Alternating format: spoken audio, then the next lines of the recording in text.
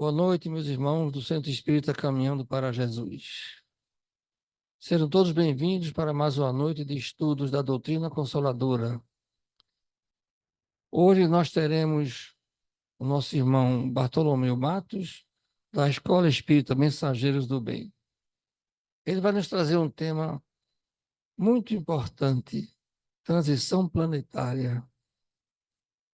Todos nós estamos envolvidos nesse processo, quer queiramos ou não. Quer tenhamos crença ou não, faz parte do ciclo da vida, da transição do planeta. E vocês vão ver a importância desse tema para que cada um se reforme, se melhore, para merecer voltar, quem sabe, a esse mesmo planeta já regenerado ou melhorado. Então, os nossos irmãos internautas também poderão depois assistir a palestra, quem não puder ao vivo. E passamos agora a palavra para o nosso irmão Ferreira, para que faça a prece inicial. Boa noite a todos. Oremos. Pai amado, Jesus Mestre querido, nosso amigo de todas as horas, permite, Senhor, que os espíritos bons que nos rodeiam nos ajude nos momentos de dificuldade. Apacenta, Senhor, minha mente e meus pensamentos, para que sejam todos positivos, todos nobres. Cura, Senhor, a doença da alma, a doença do corpo. Mas se não for o momento, traz o refrigério necessário para que possamos continuar na nossa caminhada. Que os espíritos amigos, trabalhadores dessa casa, derrame toda a intuição necessária ao irmão que irá usar da palavra. E para nós, que estejamos todos receptivos para podermos sair daqui com os ensinamentos e colocá-los em prática. Que a nossa noite seja plena de harmonia e de tranquilidade. E ainda em prece, passo para o irmão que está dirigindo, para que ele possa dar por iniciado. Que assim seja. Que assim seja. Então, vamos passar a palavra ao nosso irmão Bartolomeu, para que nos traga a sua mensagem. Paz e luz. Luiz, eu vou até que horas? Eu vou até que horas? Boa noite para todos. Que a paz de Jesus permaneça em nossos corações. Como está sendo observado, o tema da noite de hoje é muito importante para todos nós, como disse nosso irmão Luiz. E é a transição planetária e os flagelos que assolam o planeta Terra. Essa transição planetária, ela é com base no livro psicografado por quem? Divaldo Pereira Franco, editado pelo espírito Manuel Filomeno de Miranda, que lá da colônia Redenção, ele veio auxiliar, que a gente vai ver aqui daqui a pouco. E também com base na obra, o EAD, é o livro 4, editado pela Federação Espírita Brasileira. E a gente observa inicialmente que transição é a passagem de uma condição para outra. A gente vai observar. E flagelos são aquelas calamidades, grandes desgraças que assolam o nosso planeta. Eu vou falar devagar, que ontem eu estava rouco. A garganta não está boa. Aí, por favor, tenham paciência comigo, tá bom? Bom, e eu dividi o tema em duas partes. A primeira parte é propriamente dita a transição planetária. E a gente se questiona, o que é transição planetária segundo o Espiritismo? Tudo bem, uma transição, uma passagem. De onde para onde? Quanto tempo irá durar essa chamada transição planetária? 10 anos, 30, um século. Essa transição planetária de forma semelhante, ela já ocorreu em algum outro planeta, ou a Terra será a primeira oportunidade, o primeiro planeta? Existe base científica sobre a evolução do ser humano? Aí são questionamentos que não vão nos ajudar na nossa reflexão.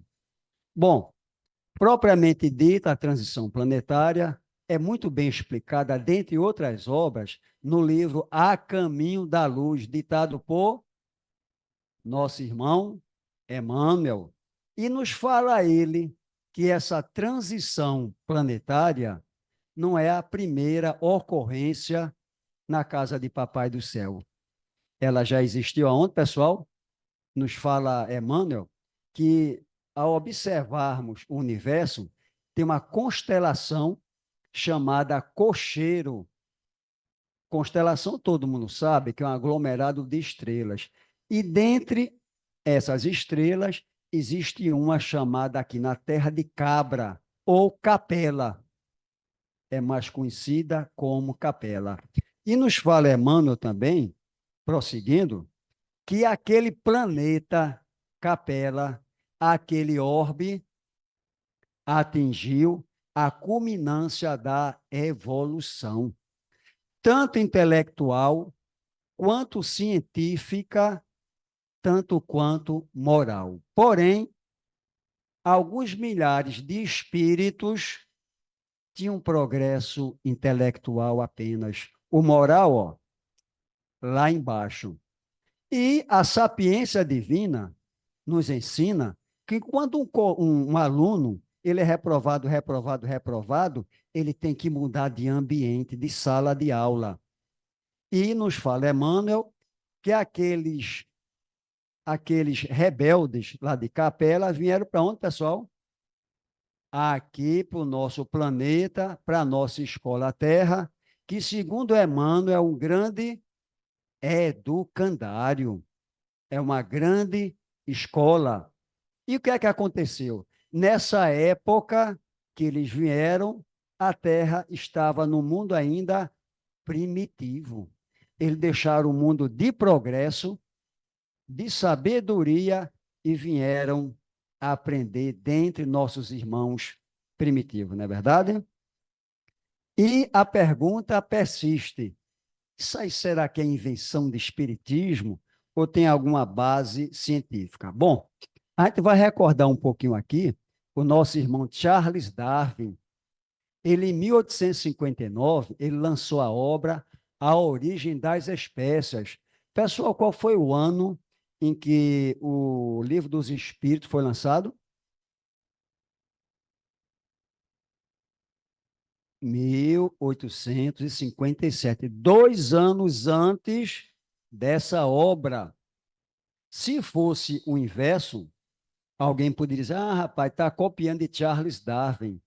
Nada disso. Foi 2 anos antes. E o nosso irmão naturalista inglês, ele fez essa obra com base em exaustivas pesquisas, apresentando ao mundo a teoria da evolução das espécies por meio da seleção natural. O nosso irmão Charles Darwin, ele passou 5 anos aproximadamente pesquisando pelo nosso planeta, passou até pelo Brasil. E ele observou que nós não fomos criados, na conclusão dele, dessa forma. Houve uma grande evolução e que a pessoa não é criada nessa evolução imensa da forma em que nós estamos atualmente. Na evolução, tem a parte primitiva, que até os nossos irmãos, que nem saber falar, falavam. E ele continua dizendo sobre a questão, no caso, o espiritismo. O espiritismo nos questiona qual é a ligação que Charles Darwin tem com o espiritismo. Só um breve parêntese.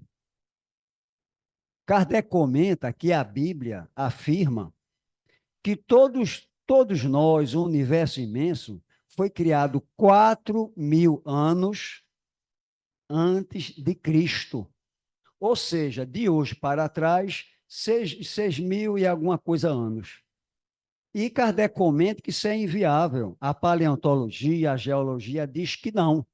E Charles Darwin, ele deteu-se apenas na evolução biológica, física. Enquanto o Espiritismo nos fala aqui que ele foi um ponto além. Ele diz, qual a ligação do Espiritismo com as teorias apresentadas por Charles Darwin?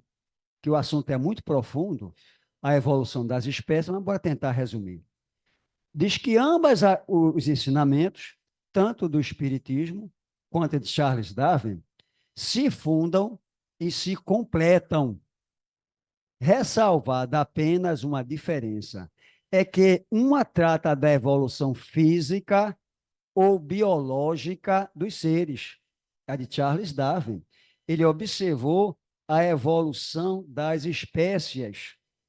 E continuando, ele diz, a outra, que é o Espiritismo, aprovando a primeira, que é a de Charles Darwin, aceita também a evolução do espírito, que, para alcançar sua perfeição, passa necessariamente pela espécie animal. Resumindo, a Bíblia é um livro maravilhoso. Segundo Kardec, o que ocorre são interpretações equivocadas. Mas lá no Gênesis, lá da Bíblia, diz que Deus conversava com Adão, e Adão já tem essa forma, já conversava com Eva. Vale ressaltar que Deus nunca conversou com ninguém. O que acontecia é que o espírito protetor, no decorrer da Bíblia, conversava com algumas pessoas. E nosso irmão Adão e a nossa irmã Eva não foram criados da nossa forma. Pelo contrário, ó, passa necessariamente pela espécie animal. E o Livro dos Espíritos questiona onde o espírito passa essa primeira fase do seu desenvolvimento, ou seja, antes da parte hominal, onde é que o espírito passa pela fieira? E a resposta veio, ó, numa série de existências que precedem o período a que chamais de humanidade. Logo, pessoal, essa transição planetária, ela vem de longe, vem de milênios e milênios, e como aqui fala muito bem, ó a forma da evolução. A gente não é essa coisinha bonitinha aqui, não. Ó. Nós viemos de longe. Um livro de ciência fala que chegou um dado momento na evolução da humanidade que tinha um animalzinho chamado Driopiteco, e ele bifurcou. E numa dessas bifurcações surgiu o ser humano futuro, evoluindo, evoluindo, evoluindo, enfim. Está chegando a culminância da evolução planetária aqui na Terra. Não é verdade? Vê que já passamos por mundos primitivos. Atualmente, qual a classificação, pessoal, atual da Terra? Expiações e provas. E a transição continua para mundo de regeneração. Vê que realmente é uma explicação totalmente racional.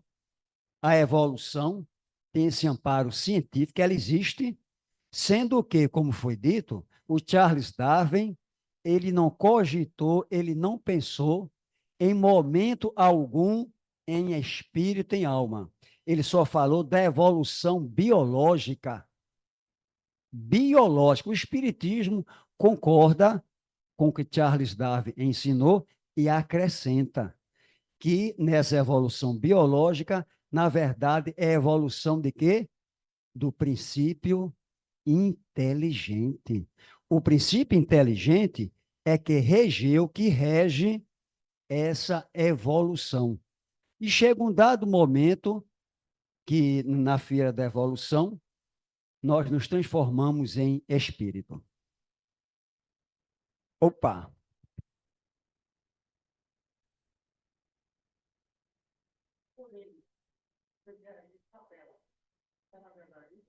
Olha, são perguntas que eu não sei lhe responder.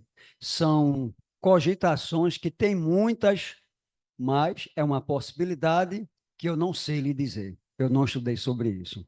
Mas é um pensamento interessante. Pessoal, e quanto tempo irá durar a transição planetária? Para concluir esse ciclo evolutivo, vale ressaltar, se a gente não se melhorar, o que é que vai acontecer com quem não se melhorar? Vai acontecer semelhante o que aconteceu com os capelinos. Eles vieram, na época, para o mundo primitivo que foi a Terra. Hoje, o estágio é outro, né?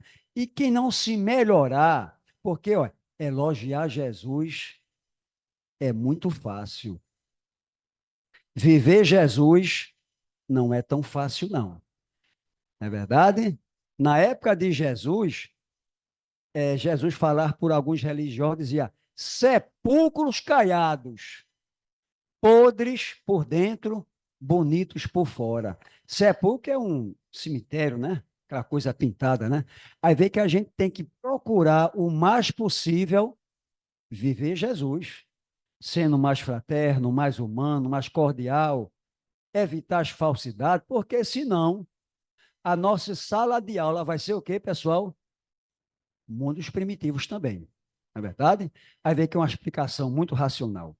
Bom, voltando para cá, quanto tempo irá durar essa transição que a Terra está passando de mundo de expiações e provas para mundo de regeneração?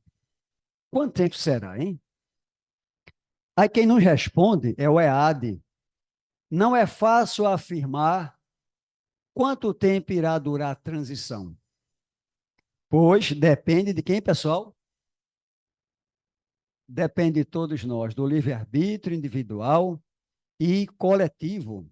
Pode ter duração de décadas ou de séculos. É feito o aluno, está na sala de aula. Se ele vai ficar reprovado, reprovado, reprovado, quando é que ele vai terminar o ensino fundamental? É feito nós. Se a gente ficar só elogiando Jesus e não viver Jesus, a gente vai para uma escola desagradável, não é verdade? Vai para o mundo de expiações e provas. E Jesus dizia: os mansos herdarão a terra. Os mansos herdarão a terra, não é verdade? Bom, passando adiante, eu fiz aqui uma analogia, uma comparação sobre a transição escolar rumo à universidade. Aqui, inicialmente, a gente tem, ó, criancinhas, maternalzinho, alfabetização, né? Posteriormente, elas passarão, como nós passamos, para o primeiro grau. Ó. O primeiro grau aqui já tem provas, já tem exercícios, não é verdade? Futuramente, passar para o ensino médio, onde as provas serão maiores. Pessoal, a gente que nós passamos pelo ensino fundamental para o ensino médio, nós passamos sem fazer provas? Não. Sempre existiram as provas. São semelhantes no processo evolutivo, pessoal. As provas são necessárias. Expiações, não, a gente pode evitar. Expiação, a gente vai ver daqui a pouco, né? É você plantou, você colhe. Mas as provas são necessárias, são desafios para todos nós. Logo, da mesma forma que o estudo intelectual, escolar, passa rumo à universidade por provas, é também a transição planetária. É feito de provas para desenvolvermos a mente e progredirmos. Bom, a segunda parte, a gente vai parar um pouquinho a transição planetária para tentar fazer a união. Vamos falar de flagelos. Que o nosso planeta, pessoal, tem muito sofrimento ou não? Tem flagelos que são provocados por quem? Pelos homens, por nós, fomes, guerras, mas tem outros que são naturais. são os desastres naturais. E a gente se questiona, quais são as causas dos sofrimentos da humanidade? O que é que causa o sofrimento? Por que Deus permite que os sofrimentos e as dificuldades surjam? Puxa, Deus permite. E por quê? Os sofrimentos nos ajudam? Qual a visão espírita sobre a causa do sofrimento? Bom, a gente vai recordar primeiramente aqui o nosso irmão Jesus, nesse sermão profético. Ó. Profético é aquele que antevê, que prevê.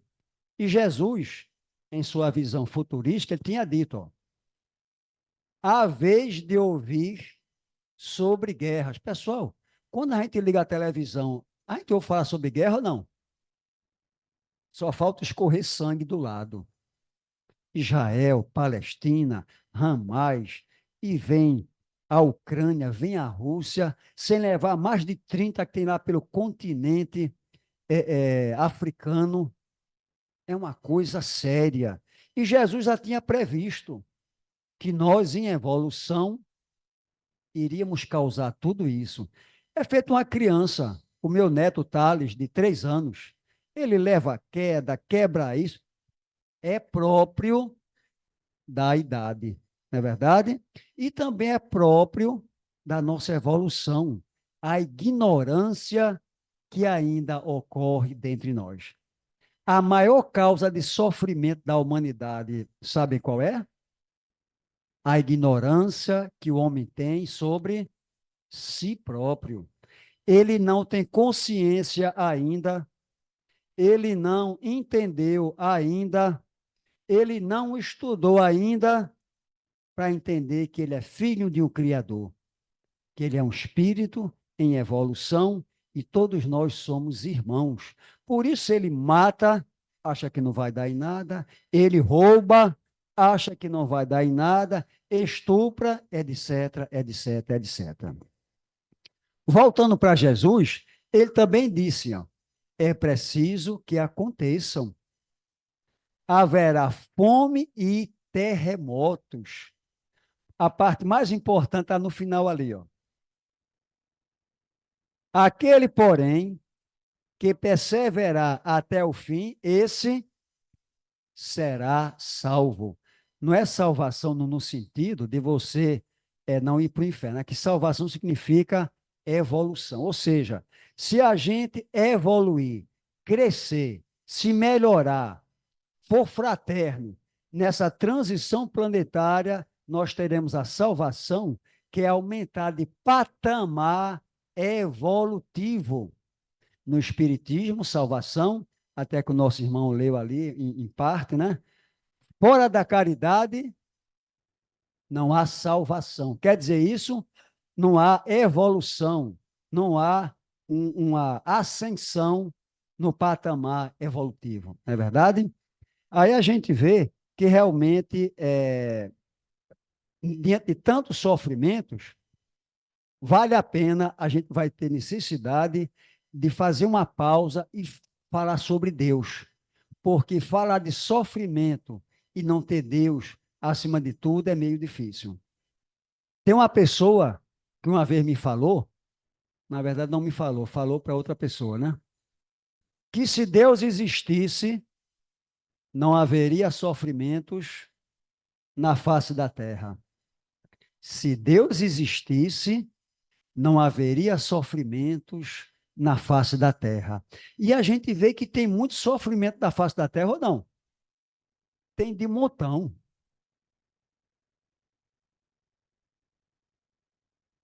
Aí a gente vai entender, primeiramente, Deus, para perceber por que ele concorda com o sofrimento. Pessoal, Kardec perguntou quem é Deus? Que é Deus. Qual foi a resposta? Deus é a inteligência suprema, causa primária ou primeira de todas as coisas. Aí a gente se questiona, dá para provar que Deus existe Ou é simplesmente Deus um artigo de fé? Dá para provar ou não? Quer entender, como a gente se questionou no início, as causas do sofrimento. Por que Deus permite? Será que ele existe mesmo? Repetindo a pergunta, dá para provar ou não? Kardec questionou a equipe Verdade. Onde se pode encontrar a prova da existência de Deus? Só por comparação. Esse relógio aqui é simples.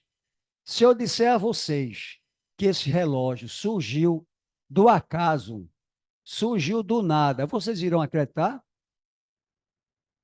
De forma nenhuma. Se existe o relógio, é porque existe um relojoeiro. E esse relojoeiro, ele pegou os elementos químicos, as peças, e formou o relógio. Se existe o relógio, a causa é o relojoeiro. Bom, pode encontrar a prova ou não? E a equipe Verdade respondeu, ó, num axioma. Axioma é uma premissa verdadeira que se considera que, por exemplo, se eu disser que a parede branca é branca, vocês vão dizer que eu estou mentindo? A parede branca é branca, né? E a resposta foi, no axioma que aplicais às vossas ciências. 2 pontos. Não há efeito sem causa. Procurai a causa de tudo que não é obra do homem, e vossa razão vos responderá. Pessoal, o nosso irmão Lavoisier já dizia que na natureza nada se perde, nada se cria, tudo. Pessoal, o que é que o homem cria nesse planeta? Absolutamente nada. Ele é um mero transformador do que existe na natureza.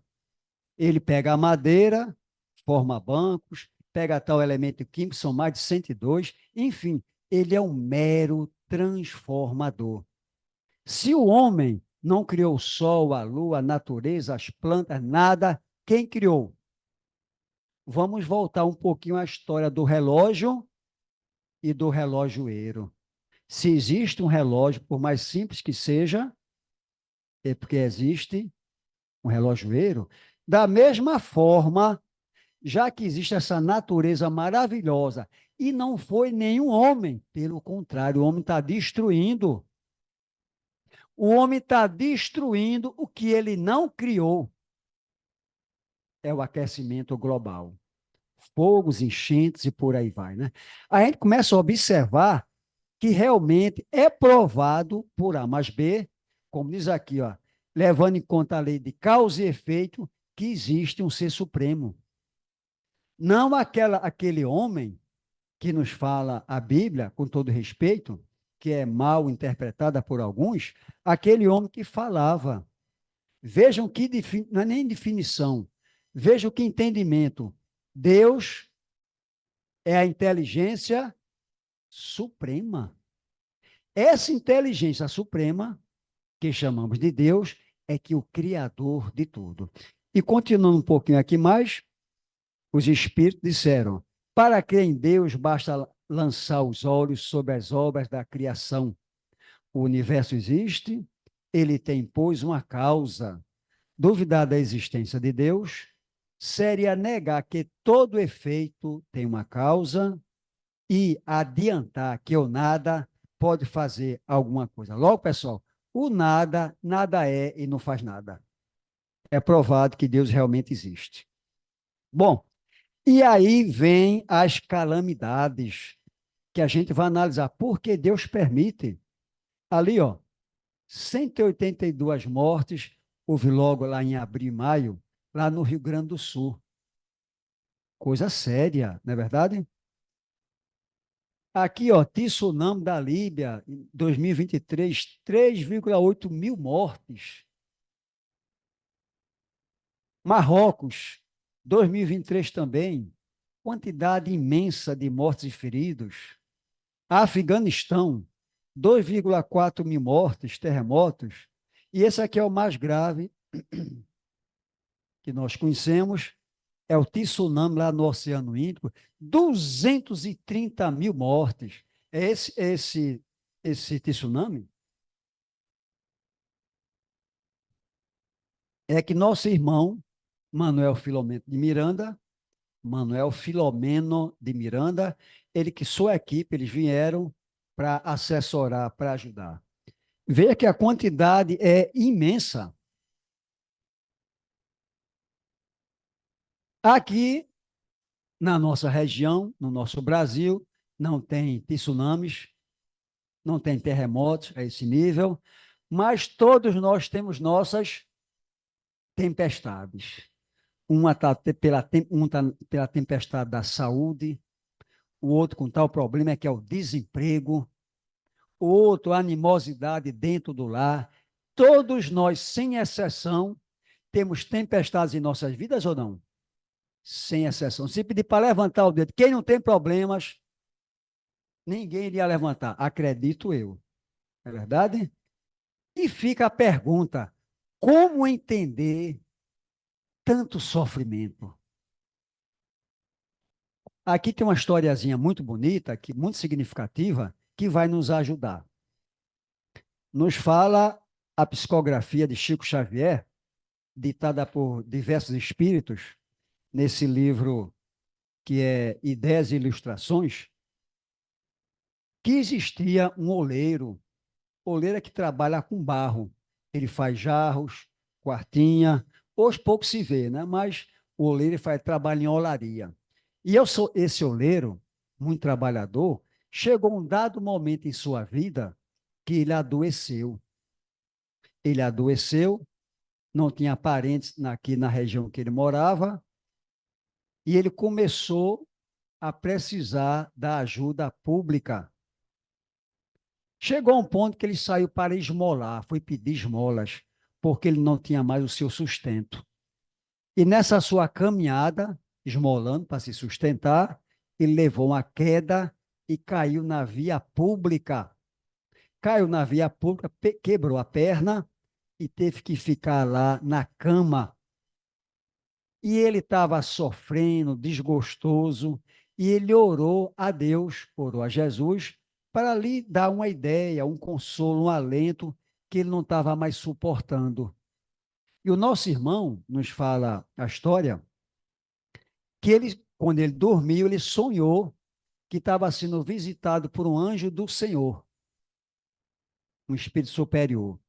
E nessa visita que o anjo fez para ele, o anjo, juntamente com ele, em sonho, caminhando pela olaria, que era onde ele fazia seus vasos, o anjo disse: que belos vasos você sempre fez. Belos vasos. E perguntou: como é que você fazia esses vasos? Ele disse com muito orgulho, ó, pergunta do anjo: como é que você conseguiu realizar trabalhos tão perfeitos? Eram vasos bonitos, belos. E o oleiro, orgulhoso de sua obra, informou: usando o fogo, com muito cuidado e com muito carinho, no serviço da perfeição. Alguns vasos voltaram ao calor intenso por 2 ou 3 vezes. E perguntou novamente o anjo no sonho: e sem o fogo, você realizaria sua tarefa? Indagou o missionário. Ele disse: nunca. Respondeu o velho, certo do que responderia. Assim também esclareceu o anjo do Senhor, bondoso, disse ele: o sofrimento e a luta são as chamas invisíveis que nosso Pai Celestial criou para o embelezamento de nossas almas, que um dia serão vasos sublimes e perfeitos para o serviço do céu. Nesse instante, o doente acordou, compreendeu a vontade divina e rendeu graças a Deus. Pessoal, questão do sofrimento. A gente tem que sofrer realmente ou não? Mas a moral da história, pela psicografia de Chico, é que o nosso irmão não estava sofrendo em vão. Ele comparou o sofrimento ao fogo da olaria, que para ele ter vasos bonitos, maravilhosos, bem feitos, tinha que passar o barro, o seu material, por onde? Pelo fogo. E várias vezes, segundo ele teve que voltar ao fogo para que sua obra ficasse perfeita. Aí, na verdade, a gente vê que o sofrimento tem suas razões. Vamos adiante. Agora, bora comparar sofrimento e felicidade. Recorrendo ao Livro dos Espíritos, tem lá a pergunta 614,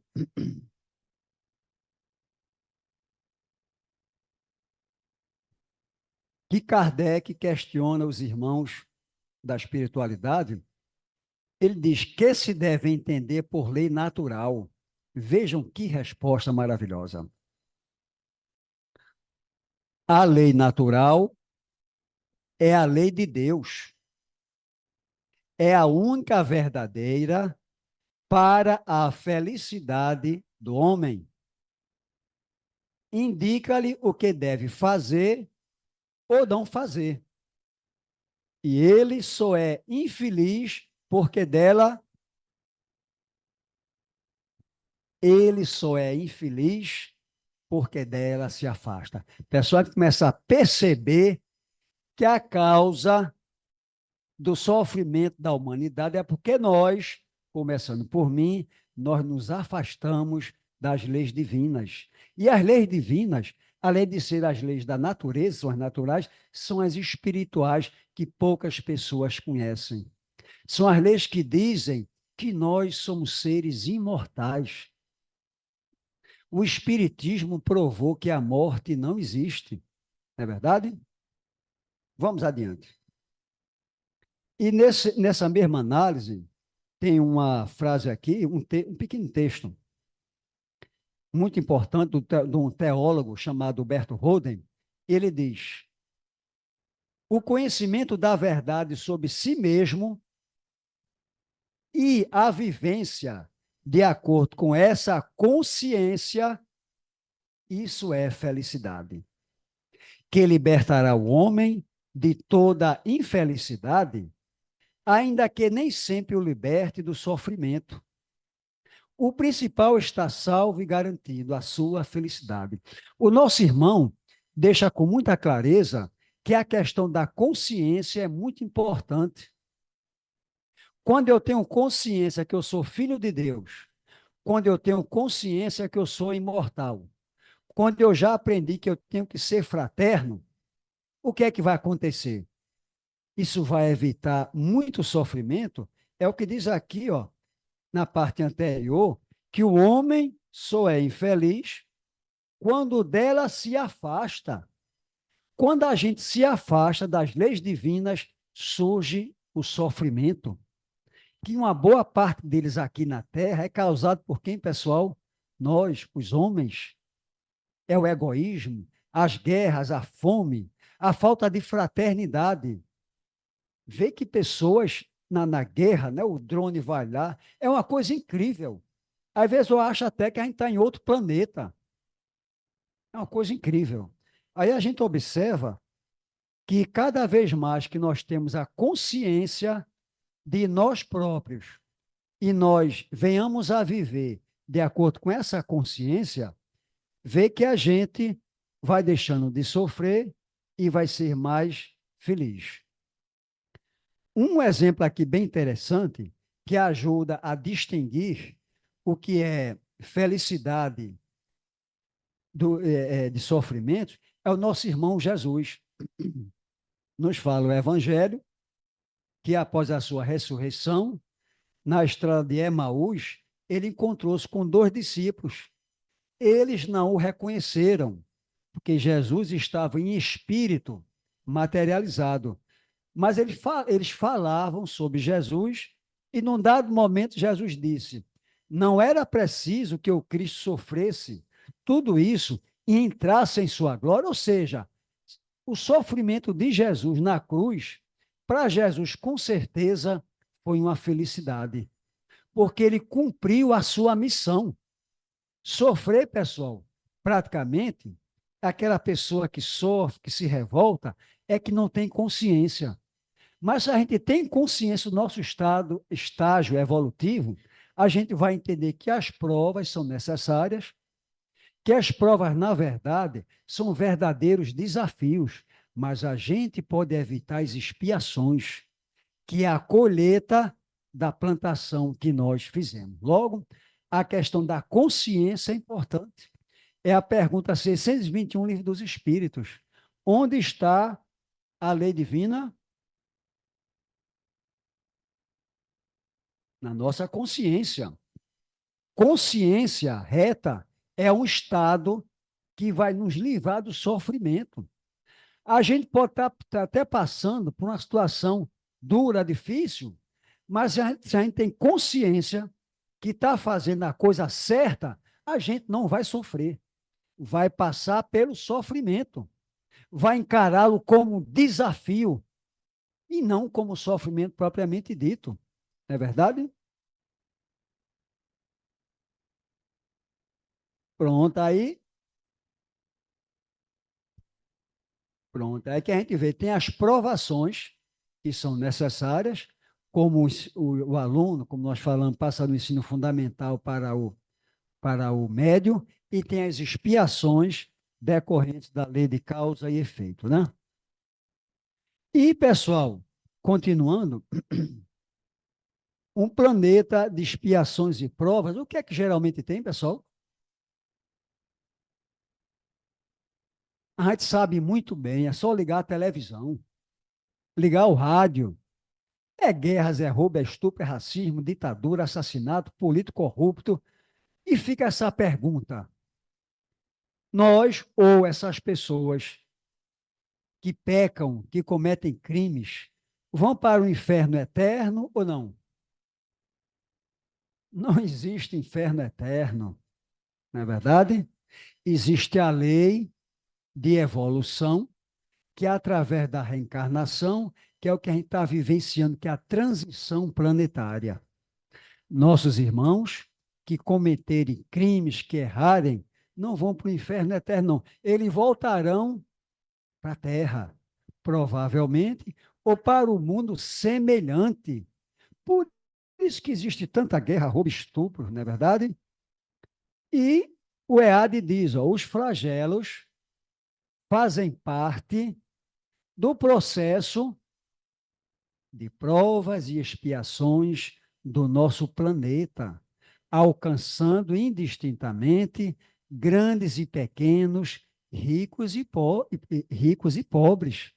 A gente observa, pessoal, que essa escola Terra, que está ainda evoluindo fisicamente, com seus tsunamis, é apropriada a aluno treloso feito a gente. A gente não está na escola errada, não. Emmanuel diz que nós temos a melhor família, o melhor estado, é o que a gente conseguiu de melhor. Esse mundo que nós estamos destruindo, o planeta Terra. É verdade? Aí vê que tem as provas, na maioria das vezes, porque são necessárias num processo evolutivo, e tem as expiações, que é a lei de causa e efeito. E nesse tocante, tem também, no Livro dos Espíritos, um tema que não é tão fácil, é a lei de destruição. Poxa, lei de destruição. Está lá no Livro dos Espíritos, capítulo 6. É a pergunta 728. E Kardec questiona: a destruição é uma lei da natureza? E logo em seguida, antes de ler aqui a resposta, a espiritualidade corresponde que aqui nesse contexto, destruição significa transformação. Não é destruir por destruir, é transformação. Repetindo a pergunta, a destruição é uma lei da natureza? É preciso, resposta, é preciso que tudo se destrua, ou seja, tudo se transforme para renascer e se regenerar. Porque o que chamais destruição não passa de uma transformação que tem por fim a renovação e melhoria dos seres vivos. Pessoal, bora citar um exemplozinho bem pequenininho. Vamos supor que tem um primeiro exemplo, um cidadão que passa o dia cama, aí passa para a rede. Da rede, ele volta para a cama, depois ele, o dia todo. E o outro estuda, trabalha, faz curso, se aperfeiçoa. Pessoal, quem vai progredir primeiro é aquele que estuda, trabalha, faz curso. Aquele outro ali vai ficar no estado de estagnação. O Espiritismo diz que quem não progride, quem não evolui, fica estagnado. A gente tem que ter cuidado para a gente não ficar num certo estágio da vida, ficar só de ver televisão de pijama. Todos nós podemos ser úteis e devemos em alguma coisa. Bom, e a lei de destruição diz, ó, renovação e melhoria dos seres humanos. E a pergunta é, a necessidade de destruição sempre existirá entre os homens da Terra? Ou seja, essa necessidade de transformação sempre existirá? A necessidade de destruição, que é transformação, se enfraquece no homem à medida que o espírito domina a matéria. É por isso que o horror à destruição aumenta com o desenvolvimento intelectual e moral. A prova é que a gente se horroriza com tanta destruição, com tanto sofrimento. A gente vê que é diretamente proporcional. Cada vez que o homem evolui, a necessidade vai diminuindo. E em mundos adiantados, ó, a necessidade de destruição é a mesma em todos os mundos, é proporcional ao estado mais ou menos material dos mundos. Deixa de existir quando o físico e o moral se acham mais depurados. Nos mundos mais adiantados do que o vosso, as condições de existência são completamente diferentes. Aí a gente vê, pessoal, que Deus permite o sofrimento não é para que nós soframos, é para que essas transformações mexam com a gente e a gente se transforme mais rapidamente. A prova é que em mundos superiores a situação é totalmente diferente. É o que vai acontecer.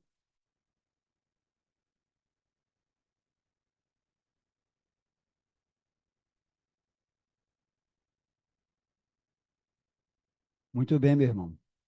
É como ele fala, esse processo evolutivo de transformação, de a matéria ainda nos fazer sofrer, é para que nós acordemos. Por exemplo, no Japão, os terremotos, a tecnologia lá, ó, os edifícios, ó, balança, mas não cai. Faz com que nós progridamos, que nós evoluamos.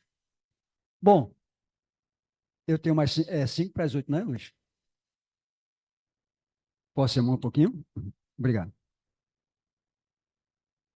E o objetivo das calamidades? Por que essas calamidades todas? Com que fim Deus fere a humanidade? Por meio de flagelos, que são calamidades destruidoras, para fazê-la progredir mais depressa. Já não dissemos ser a destruição ou transformação uma necessidade para a regeneração moral dos espíritos, que em cada nova existência sobem um degrau na escala do aperfeiçoamento? Preciso é que se veja o objetivo para que os resultados possam ser apreciados. Pessoal, para quem é ateu, não é espiritualizado, é uma aberração que a gente vive. Tsunami, terremoto, guerra. Mas se entender que Jesus já tinha afirmado que na casa de meu pai existem muitas moradas, vai entender que aqui é apenas uma moradinha nessa casa do Pai imensa. Como nós somos trelosos, espiritualmente falando, é o que a gente tem de melhor. Mas cada vez mais que a gente evolui, a gente vai passando para mundos melhores. Bom, e tem a questão da lei de Talião. Lá, o nosso irmão Hammurabi, ele dizia olho por olho, dente por dente, pé por pé, ferida por ferida. E Emmanuel explica que a lei de Talião é para aquelas pessoas que não aprenderam a amar ainda, que Jesus trouxe um mandamento maior, ou seja, o amor cobre uma multidão de pecados. Aí Emmanuel fala, que não vai dar tempo de passar, que aqueles que amam necessariamente podem evitar o que eles iriam pagar ou atenuar, pagando, amando, pagando, reparando os males que ele tinha feito no decorrer da sua vida. E o que é que acontece? A gente vai observar que o Espiritismo fala dessa grande lei de amor, ou seja, eu reparar os males que eu fiz sem ter que passar, porque senão, pessoal, se é olho por olho, dente por dente, seria um eterno sofrimento. E o Espiritismo diz, ó, a reparação consiste em fazer o bem para aqueles a quem se havia feito mal. Quem não repara os seus erros numa existência, por fraqueza ou má vontade, achar-se-á numa existência ulterior, posterior, em contato com as mesmas pessoas que de si tiveram queixas. E ele continua, isso aqui está na chamada Penalogia da Vida Futura, que encontra-se lá no livro O Céu e o Inferno. É uma maravilha sobre o futuro. Continuando, o único meio de evitar ou atenuar, pessoal, vejamos bem, ó, evitar. O único meio de evitar ou atenuar as consequências futuras de uma falta está na reparação, está em repará-la, desfazendo-a no presente. Quanto mais nos demorarmos na reparação de uma falta, tanto mais penosas e mais rigorosas serão no futuro as suas consequências. Eu vou dar um exemplozinho bem pequenininho, só para materializar essa parte da reparação. Nos fala André Luiz, no livro Ação e Reação, que tinha um fazendeiro de engenho, grosso, perverso, que matava o negro no tronco, fazia, acontecia, engravidava as escravas, tinha muitos filhos, vendia os filhos, mas teve um filho que ele adotou como filho. Esse filho ele amava, tratava bem como filho, e no decorrer da história, o que é que aconteceu? O nosso irmão fazendeiro, perverso, ele tinha aproximadamente 40 anos. E o seu filho adotivo tinha 20 anos, quase a metade da sua idade. O pai, o fazendeiro perverso, nosso irmão, ele casou-se com uma moça de 20 anos, da mesma idade do filho. O que é que aconteceu? O filho, ó, pôs os olhos na sua madrasta e no decorrer da história, eles fizeram um complô e mataram o pai queimado. Resultado, o pai sofreu muito, evidentemente, e quando o filho, no decorrer da história, desencarnou, o pai passou 11 anos obsediando-o. Resumindo, o filho reencarnou e, numa única reencarnação, ele adotou como filhos adotivos os 2 algozes que ele pagou para matar o pai, adotou como filha adotiva a sua ex-madrasta e, por último, adotou o pai. André Luiz diz que, numa única existência, que talvez ele levasse séculos, expiando, ele reparou o passado, pagando o mal com o bem. Ele tinha uma eczema que lhe fazia sofrer muito por conta do fogo do pai, e vinham frequentemente 2 médicos espirituais para cuidar do eczema, e ele, com o decorrer dos anos, ele iria ficar curado.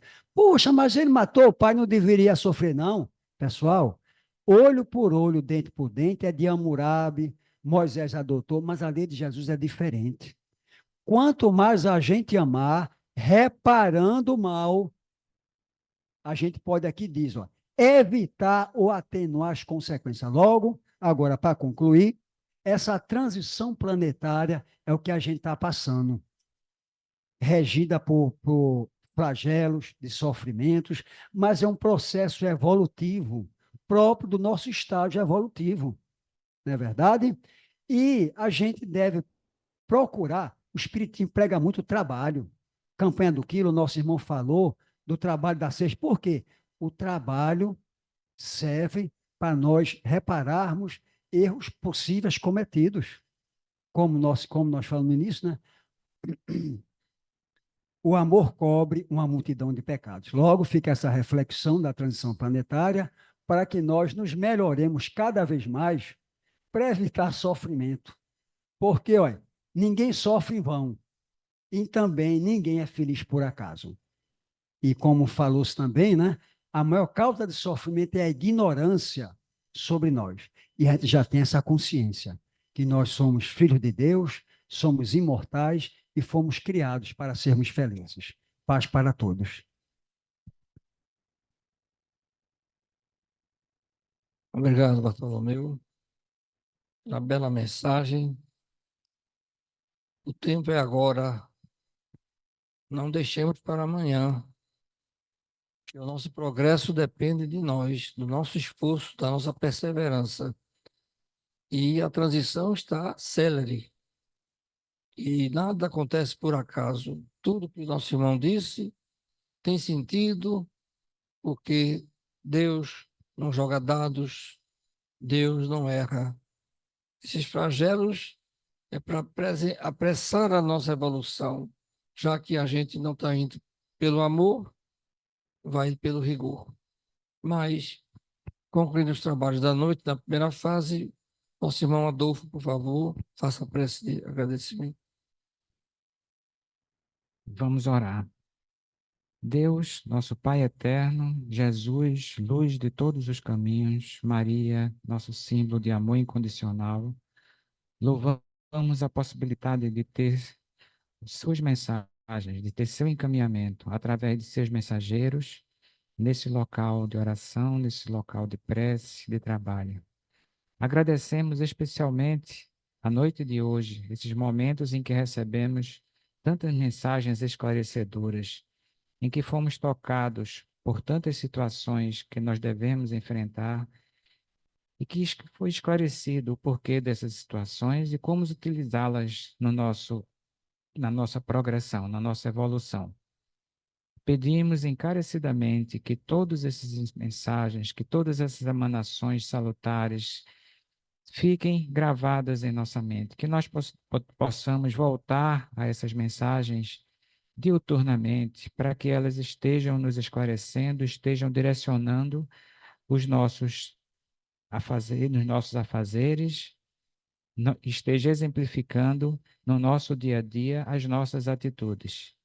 Que possamos, através de nosso exemplo, disseminar, divulgar e esclarecer todos os irmãos que estão ao nosso lado, que estão nessa caminhada.